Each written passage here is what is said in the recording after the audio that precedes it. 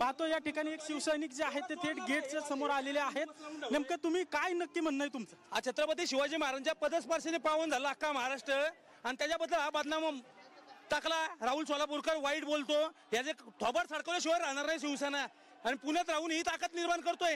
ह्याच्या मागे कोण आहे त्यांचे पण ते आम्ही आता थोबाडे टेचू, ही वेळ आलेली आहे।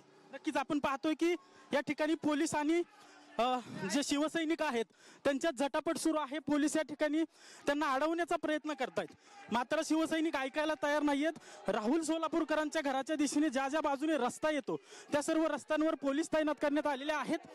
या ठिकाणी बाचाबाची सुरू आहे। नेमकं काय या कार्यकर्त्यांचं म्हणणं आहे हे आपण जाणून घेणार आहोत।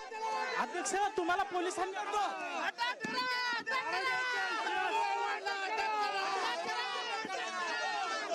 पाहतो की शिवसैनिक मोठ्या प्रमाणात या ठिकाणी आक्रमक झाले।